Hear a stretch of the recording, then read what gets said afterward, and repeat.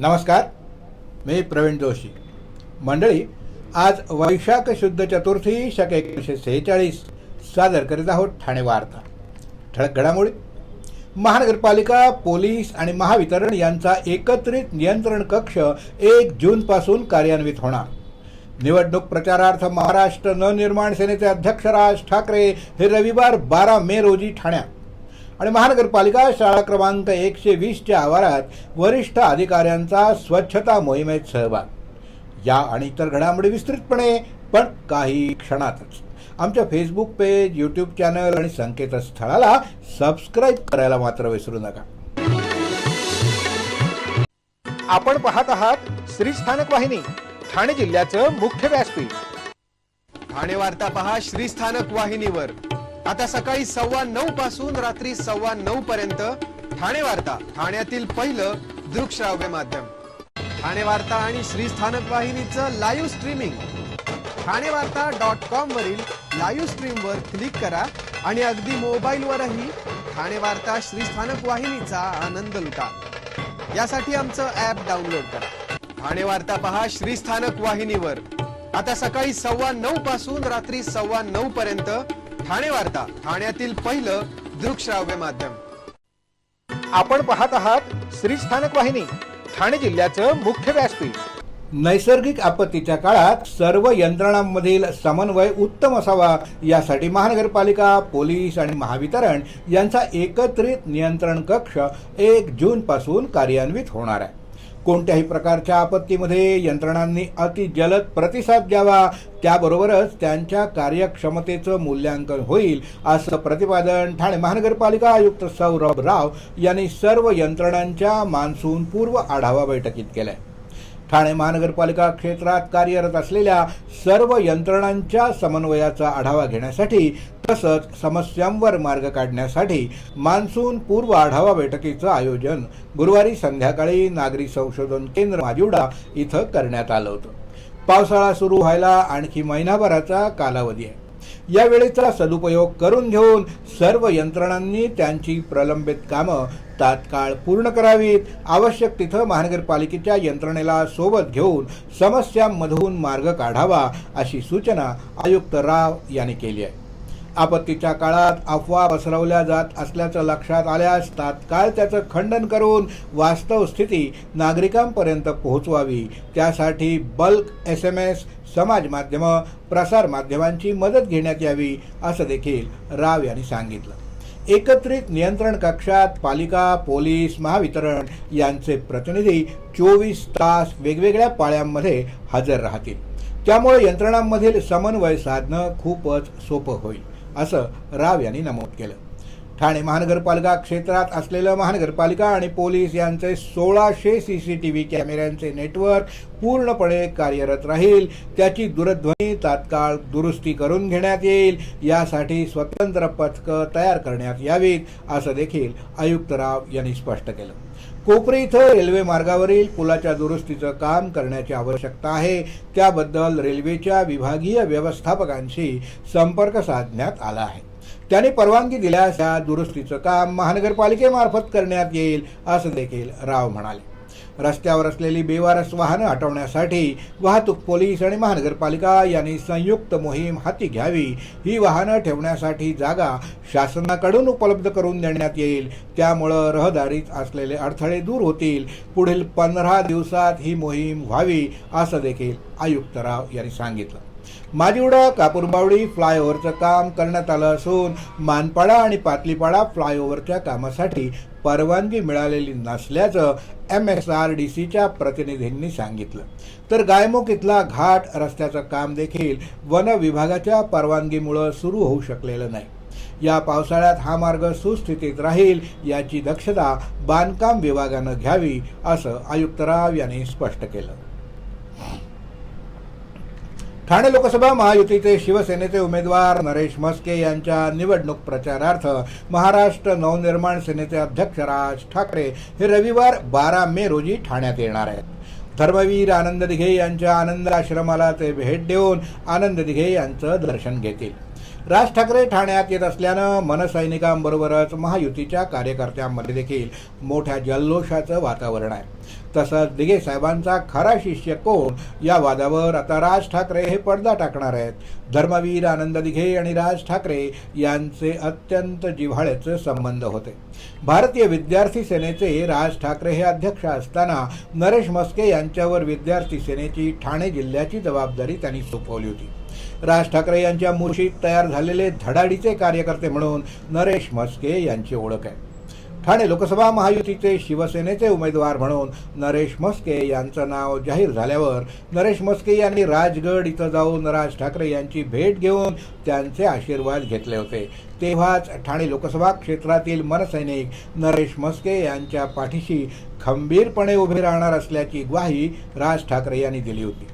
रविवारी राज ठाकरे काय बोलणार यावर सगळ्यांचंच आता लक्ष लागून राहिलंय.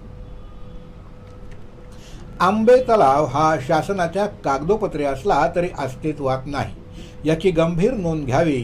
आंबे तलावात पाणी नसल्याचं शपथपत्र ठाणे महानगरपालिकेनं मुंबई उच्च न्यायालयात दाखल केल्यानंतर न्यायमूर्ती गंभीर दखल घेऊन अस्तित्वात असलेला घोसाळे तलावाभोवती कंपाऊंड वॉल बांधून तलाव सुरक्षित ठेवण्याचे आदेश दिले आहेत, याची नोंद घ्यावी. अर्थात नामफलकावर आंबे घोसाळे हे नाव साफ चुकीचं असून केवळ घोसाळे तलाव संवर्धन आणि सुशोभीकरण असंच नाव असलं पाहिजे. नामफलकावर संपूर्ण तलाव संवर्धन आणि सुशोभीकरण याचा कालावधी 12 महिन्यांचा असून 17 एप्रिल 2024 रोजी संपुष्टात आला आहे.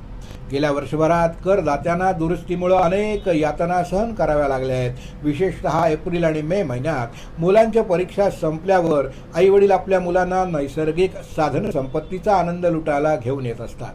नैसर्गिक साधन संपत्तीचा आस्वाद घेणं हा नागरिकांचा घटनात्मक हक्क आहे. नागरिकांना आपल्या मुलांना घेऊन तलावाभोवती फेरी मारताना विशेष काळजी घ्यावी लागते, कारण उघड्यावर बैठकीच्या जागेवर मुलांचा सहज हात पोहोचेल अशा धोकादायक इलेक्ट्रिकल बोई, मातीचा ढिगारा, सिमेंट कॉन्क्रीटचा असमतोलपणा, उघड्यावर असलेल्या केबल्स पाहता ठामपा सुरक्षिततेच्या बाबतीत अत्यंत ढिलाई का दाखवते. जर काही अघटित घडलं तर त्याला जबाबदार कोण असेल?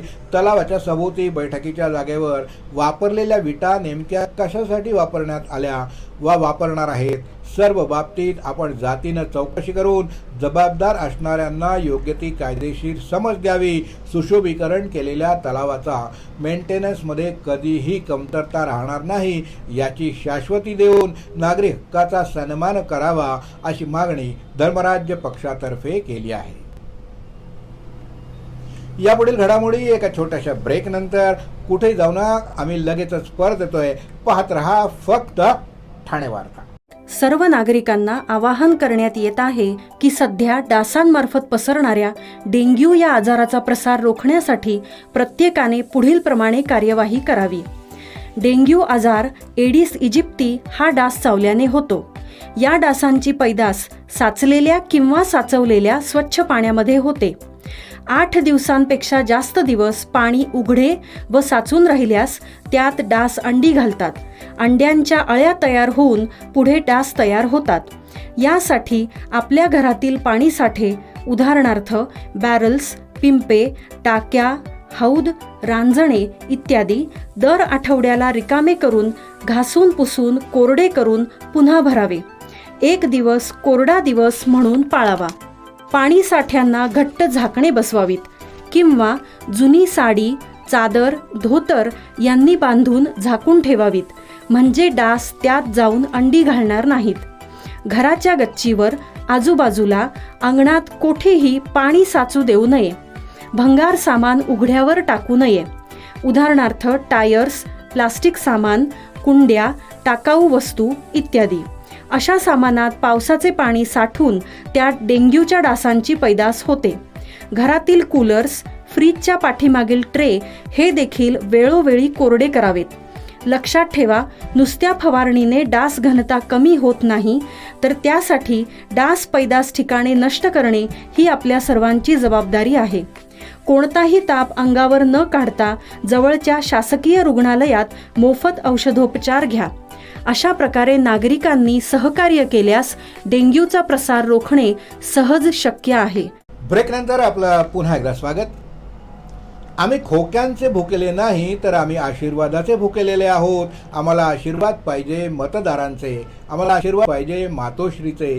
लोकप्रतिनिधी पद जे आम्हाला मातोश्रीनं प्राप्त करून दिलंय ते गद्दारांना काय कळणार. त्यामुळं आम्ही मातोश्रीशी एकनिष्ठ राहिलो आहोत, असा जबरदस्त टोला शिवसेना नेते विनायक राऊत यांनी ठाण्याच्या सभेत शिंदे गटाला लगावलाय.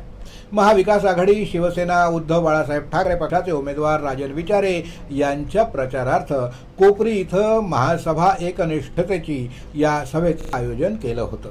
यावेळी राजन विचारे यांनी शिंदे गटावर जोरदार निशाणा साधला. तसंच राजन विचारे यांचा विजय निश्चित असल्याचा विश्वास राऊत यांनी व्यक्त केला. शिवसेना फोडणाऱ्यांच्या कपाळावर गद्दारीचा शिक्का मारला जाणार असून पुढची पिढी देखील त्यांना माफ करणार नसल्याची टीका राऊत यांनी यावेळी केली. तसंच ही निवडणूक भारत मातेची आहे, ही निवडणूक संविधानाची आहे, ही निवडणूक घटनेची आहे, ही निवडणूक स्वातंत्र्याची असल्याचं राऊत यांनी सांगितलं. दिल्लीमध्ये बसलेल्या हुकुमशहांची राजवट मी आणि राजन विचारे संसदेत बसून बघत असतो. कशा पद्धतीनं सत्तेचा दुरुपयोग करून देश ते लुटत असतात. महाविकास आघाडीचे उमेदवार राजन विचारेंचा आम्हाला अभिमान आहे. एक सच्चा कार्यकर्ता, निस्वार्थ सेवा करणारा एक लोकप्रतिनिधी, एक निष्ठावंत कसा असला पाहिजे हे राजन विचारेंकडून शिकावं. ज्यांच्या हृदयात गद्दारी भिनलेली आहे, बेईमानी आहे, खाल्ल्या ताटामध्ये घाण करणाऱ्यांकडून निष्ठेची अपेक्षा नाही, असं देखील विनायक राऊत यावेळी म्हणाले. कल्याण लोकसभेत श्रीकांत शिंदे यांच्याकडून भव्य रॅली काढून शक्ती प्रदर्शन करण्यात आलं. ही रॅली डोंबिवली पश्चिमेतील प्रभाग क्षेत्रापासून सुरू होऊन मोठं गाव वरून डोंबिवलीतील महात्मा गांधी उद्यानापर्यंत काढण्यात आली. डोंबिवलीच्या मोठा गाव परिसरातून ढोल ताशाच्या गजरात फटाक्यांची आतिषबाजी करत हजारोंच्या संख्येनं महायुतीचे कार्यकर्ते, पदाधिकारी आणि नागरिक प्रचार रॅलीत सहभागी झाले होते. यावेळी श्रीकांत शिंदे यांनी डोंबिवलीमध्ये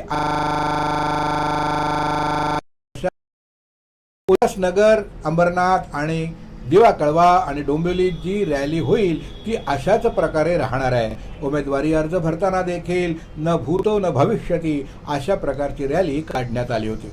सर्वच पक्षांचे कार्यकर्ते उत्साही आहेत.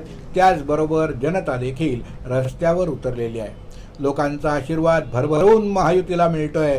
सर्वच पक्षांच्या युवा सेना, युवा मोर्चा, युवा संघटना सुद्धा लोकसभा रॅलीत घरोघरी जाऊन प्रचार करतायत. त्यामुळे सगळ्यामध्ये एक वेगळाच उत्साह आणि जल्लोष आहे. या सर्वांच्याच मेहनतीनं सगळ्यात जास्त मतदान कल्याण लोकसभेत होईल आणि मोठ्या मताधिक्यानं ही जागा निवडून येईल असा विश्वास श्रीकांत शिंदे यांनी व्यक्त केलाय.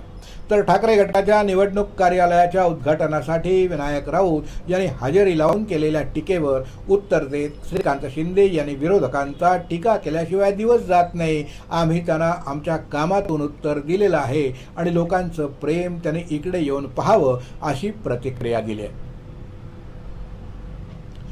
ठाणे महानगरपालिका क्षेत्रात दर शनिवारी राबवण्यात येत असलेल्या सर्वंकष स्वच्छता मोहिमेमुळे स्वच्छतेमधील नागरिकांचा सहभाग वाढतोय. स्वच्छतेबद्दल जनजागृती मोठ्या प्रमाणावर होत असल्याचं प्रतिपादन ठाणे महानगरपालिका आयुक्त सौरभ राव यांनी केलंय. शनिवारी लोकमान्य नगर प्रभाग समिती क्षेत्रात सर्वंकष स्वच्छता मोहीम राबवण्यात आली.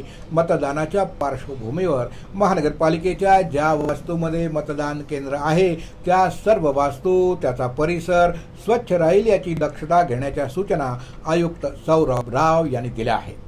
शाळेच्या प्रांगणात समतानगर हजेरी शेडवरील कार्यरत असलेले ज्येष्ठ सफाई कर्मचारी श्रीराम भगवंत कदम यांचा आयुक्त राव यांच्या हस्ते शाल आणि प्रमाणपत्र देऊन सत्कार करण्यात आला. लोकमान्य नगर प्रभाग समिती क्षेत्रात सफाई मोहिमेला आरंभ झाला. इंदिरानगर नाका ते लोकमान्य नगर डेपो, मराठा ते राजीव हॉटेल, दालमिल नाका ते इंदिरानगर नाका, शाळा क्रमांक 120 ते रवेची माता मंदिर रोड या परिसरात मुख्य रस्ते आणि अंतर्गत रस्ते इथं सफाई मोहीम राबवण्यात आली. मोहिमेदरम्यान आयुक्त राव यांनी नाले सफाईची देखील पाहणी केली. इंदिरानगर, दत्त मंदिर परिसरातील नाले, वस्ती इथं आयुक्त राव यांनी पाहणी केली. नाल्यातून बाहेर पडलेला कचरा तातडीनं उचलला जावा, औषधाची फवारणी केली जावी अशा सूचना आयुक्तांनी या पाहणी दरम्यान केल्या आहेत. आपण पाहत आहात श्री स्थानक वाहिनी, ठाणे जिल्ह्याचं मुख्य व्यासपीठ. ठाणे वार्ता पहा श्री स्थानक वाहिनीवर. आता सकाळी 9:15 पासून रात्री 9:15 पर्यंत ठाणे वार्ता, ठाण्यातील पहिलं दृकश्राव्य माध्यम. ठाणे वार्ता आणि श्री स्थानक वाहिनीचं लाईव्ह स्ट्रीमिंग. ठाणेवार्ता.com वरील लाईव्ह स्ट्रीमवर क्लिक करा आणि अगदी मोबाईलवरही ठाणे वार्ता श्री स्थानक वाहिनीचा आनंद लुटा. यासाठी आमचं ॲप डाउनलोड करा. ठाणे वार्ता पहा श्री स्थानक वाहिनीवर. आता सकाळी 9:15 पासून रात्री 9:15 पर्यंत. ठाणे वार्ता, ठाण्यातील पहिलं दृकश्राव्य माध्यम. आपण पाहत आहात श्री स्थानक वाहिनी, ठाणे जिल्ह्याचं मुख्य व्यासपीठ. आपण आपले कार्यक्रम किंवा बातम्या मला ठाणेवार्ता@gmail.com या ईमेलवर कळवू शकता. ठळक घडामोडी शेवटी पुन्हा एकदा. महानगरपालिका, पोलीस आणि महावितरण यांचा एकत्रित नियंत्रण कक्ष 1 जून पासून कार्यान्वित होणार.